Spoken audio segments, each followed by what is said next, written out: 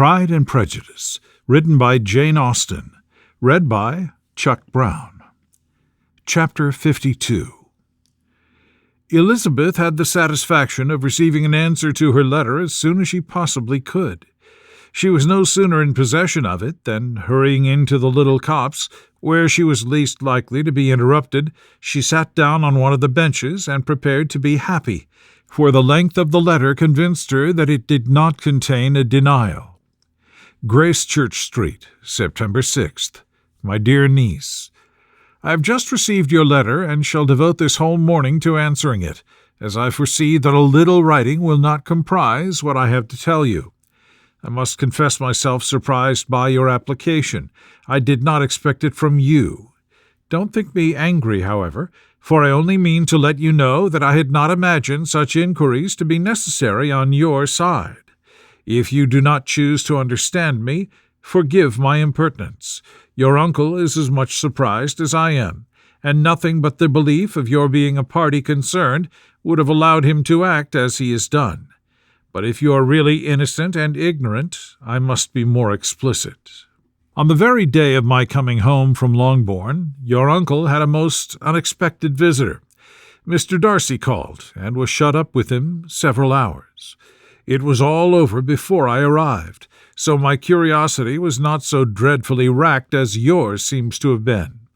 He came to tell Mr. Gardiner that he had found out where your sister and Mr. Wickham were, and that he had seen and talked with them both, Wickham repeatedly, Lydia once. From what I can collect, he left Derbyshire only one day after ourselves, and came to town with the resolution of hunting for them. The motive professed was his conviction of its being owing to himself that Wickham's worthlessness had not been so well known as to make it impossible for any young woman of character to love or confide in him. He generously imputed the whole to his mistaken pride, and confessed that he had before thought it beneath him to lay his private actions open to the world. His character was to speak for itself. He called it, therefore, his duty to step forward, and endeavor to remedy an evil which had been brought on by himself. If he had another motive, I am sure it would never disgrace him. He had been some days in town before he was able to discover them, but he had something to direct his search, which was more than we had, and the consciousness of this was another reason for his resolving to follow us. There is a lady, it seems, a Mrs. Young, who was some time ago governess to Miss Darcy, and was dismissed from her charge on some cause of disapprobation, though he did not say what. She then took a large house in Edward Street, and has since maintained herself by letting lodgings. This Mrs. Young was, he knew, intimately acquainted with Wickham, and he went to her for intelligence of him as soon as he got to town. But it was 2 or 3 days before he could get from her what he really wanted. She would not betray her trust, I suppose, without bribery and corruption, for she really did know where her friend was to be found. Wickham indeed had gone to her on their first arrival in London, and had she been able to receive them into her house, they would have taken up their abode with her. At length, however, our kind friend procured the wished-for direction. They were in such and such street. He saw Wickham, and afterwards insisted on seeing Lydia.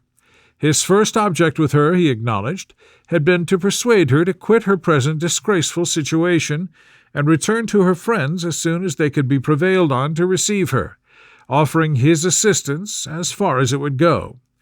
But he found Lydia absolutely resolved on remaining where she was. She cared for none of her friends. She wanted no help of his. She would not hear of leaving Wickham. She was sure they should be married some time or other, and it did not much signify when. Since such were her feelings, it only remained, he thought, to secure and expedite a marriage, which in his very first conversation with Wickham he easily learnt had never been his design. He confessed himself obliged to leave the regiment on account of some debts of honour which were very pressing, and scrupled not to lay all the ill consequences of Lydia's flight on her own folly alone. He meant to resign his commission immediately, and as to his future situation, he could conjecture very little about it. He must go somewhere, but he did not know where, and he knew he should have nothing to live on. Mr. Darcy asked him why he had not married your sister at once. Though Mr. Bennet was not imagined to be very rich, he would have been able to do something for him, and his situation must have been benefited by marriage. But he found in reply to this question that Wickham still cherished the hope of more effectually making his fortune by marriage in some other country. Under such circumstances, however, he was not likely to be proof against the temptation of immediate relief. They met several times, for there was much to be discussed. Wickham, of course, wanted more than he could get, but at length was reduced to be reasonable. Everything being settled between them, Mr. Darcy's next step was to make your uncle acquainted with it, and he first called in Gracechurch Street the evening before I came home. But Mr. Gardiner could not be seen, and Mr. Darcy found on further inquiry that your father was still with him, but would quit town the next morning. He did not judge your father to be a person whom he could so properly consult as your uncle, and therefore readily postponed seeing him till after the departure of the former. He did not leave his name, and till the next day it was only known that a gentleman had called on business. On Saturday he came again. Your father was gone, your uncle at home, and, as I said before, they had a great deal of talk together. They met again on Sunday, and then I saw him too. It was not all settled before Monday. As soon as it was, the express was sent off to Longbourn. But our visitor was very obstinate. I fancy, Lizzie, that obstinacy is the real defect of his character, after all. He's been accused of many faults at different times, but this is the true one. Nothing was to be done that he did not do himself, though I am sure, and I do not speak it to be thanked, therefore say nothing about it, your uncle would most readily have settled the whole. They battled it together for a long time, which was more than either the gentleman or lady concerned in it deserved.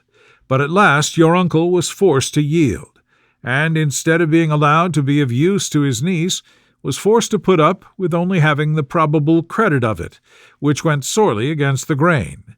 And I really believe your letter this morning gave him great pleasure, because it required an explanation that would rob him of his borrowed feathers, and give the praise where it was due. But, Lizzie, this must go no farther than yourself, or Jane at most. You know pretty well, I suppose, what has been done for the young people. His debts are to be paid, amounting, I believe, to considerably more than £1,000. Another 1,000 in addition to her own settled upon her, and his commission purchased. The reason why all this was to be done by him alone was such as I have given above. It was owing to him, to his reserve and want of proper consideration, that Wickham's character had been so misunderstood, and consequently that he had been received and noticed as he was. Perhaps there was some truth in this, though I doubt whether his reserve or anybody's reserve can be answerable for the event. But in spite of all this fine talking, my dear Lizzie, you may rest perfectly assured that your uncle would never have yielded if we had not given him credit for another interest in the affair. When all this was resolved on, he returned again to his friends, who were staying at Pemberley, but it was agreed that he should be in London once more when the wedding took place, and all money matters were then to receive the last finish. I believe I have now told you everything. It is a relation which you tell me is to give you great surprise. I hope at least it will not afford you any displeasure. Lydia came to us, and Wickham had constant admission to the house. He was exactly what he had been when I knew him in Hertfordshire, but I would not tell you how little I was satisfied with her behaviour while she stayed with us, if I had not perceived by Jane's letter last Wednesday that her conduct on coming home was exactly of a piece with it, and therefore what I now tell you can give you no fresh pain. I talked to her repeatedly in the most serious manner, representing to her all the wickedness of what she had done, and all the unhappiness she had brought on her family. If she heard me, it was by good luck, for I am sure she did not listen. I was sometimes quite provoked, but then I recollected my dear Elizabeth and Jane, and for their sakes had patience with her. Mr. Darcy was punctual in his return, and as Lydia informed you, attended the wedding. He dined with us the next day and was to leave town again on Wednesday or Thursday. Will you be very angry with me, my dear Lizzie, if I take this opportunity of saying, what I was never bold enough to say before, how much I like him? His behavior to us has in every respect been as pleasing as when we were in Derbyshire.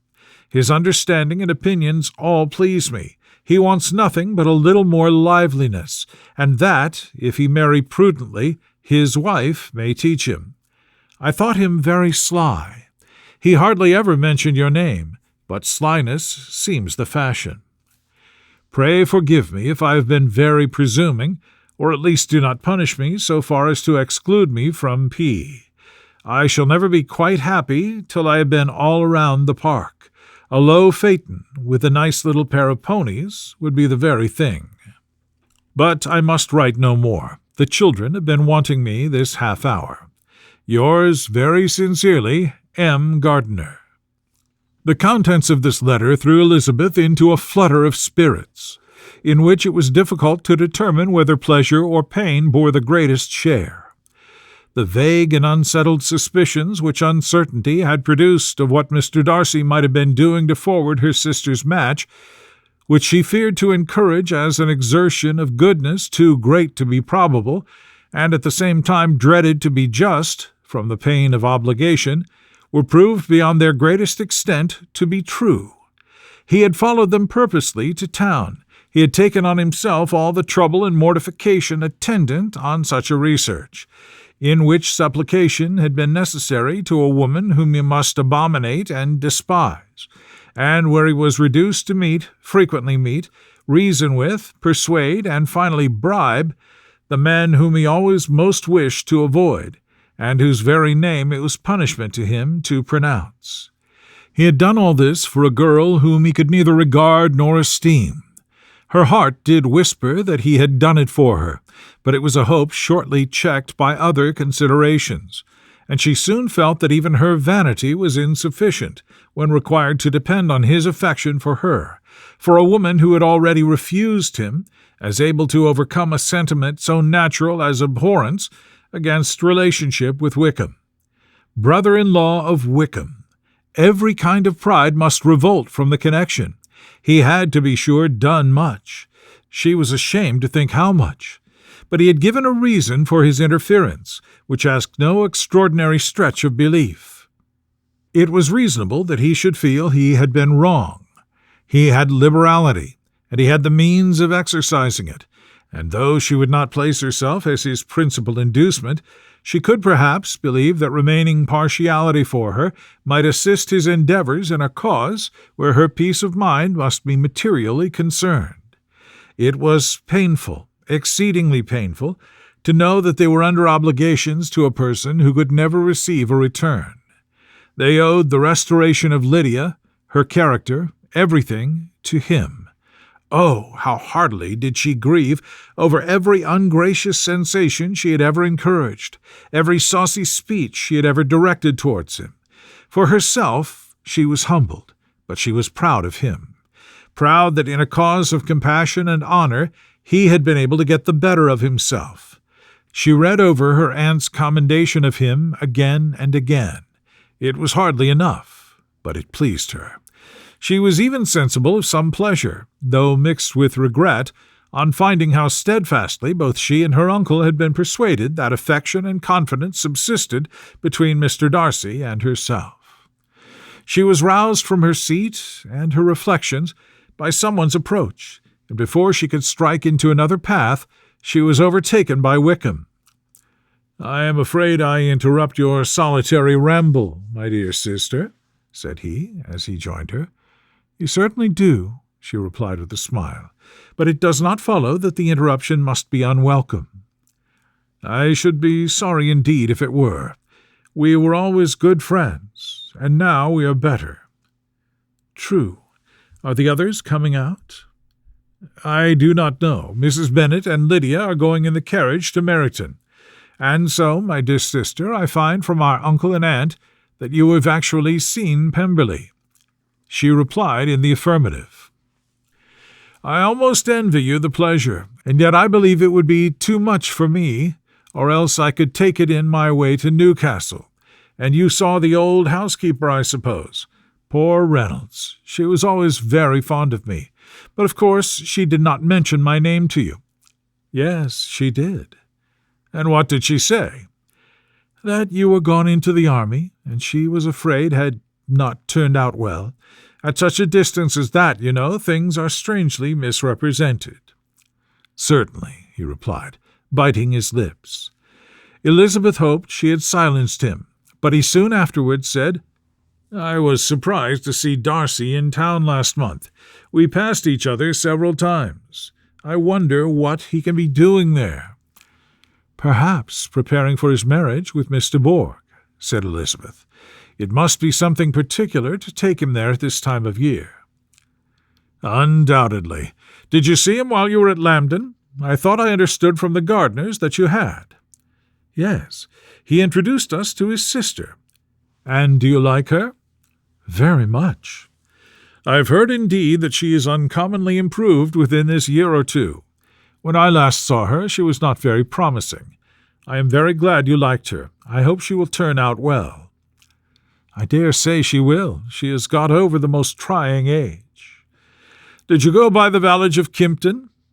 "I do not recollect that we did." "I mention it because it is the living which I ought to have had. A most delightful place. Excellent parsonage house. It would have suited me in every respect." "How should you have liked making sermons?" "Exceedingly well. I should have considered it as part of my duty, and the exertion would soon have been nothing. One ought not to repine, but to be sure it would have been such a thing for me. The quiet, the retirement of such a life would have answered all my ideas of happiness, but it was not to be. Did you ever hear Darcy mention the circumstance when you were in Kent?" "I have heard from authority, which I thought as good, that it was left to you conditionally only, and at the will of the present patron." "You have. Yes, there was something in that. I told you so from the first, you may remember." "I did hear, too, that there was a time when sermon-making was not so palatable to you as it seems to be at present, that you actually declared your resolution of never taking orders, and that the business had been compromised accordingly." "You did. And it was not wholly without foundation. You may remember what I told you on that point when first we talked of it." They were now almost at the door of the house, for she had walked fast to get rid of him, and unwilling for her sister's sake to provoke him, she only said in reply with a good-humoured smile, "Come, Mr. Wickham, we are brother and sister, you know. Do not let us quarrel about the past. In future I hope we shall always be of one mind." She held out her hand. He kissed it with affectionate gallantry, though he hardly knew how to look, and they entered the house. The end.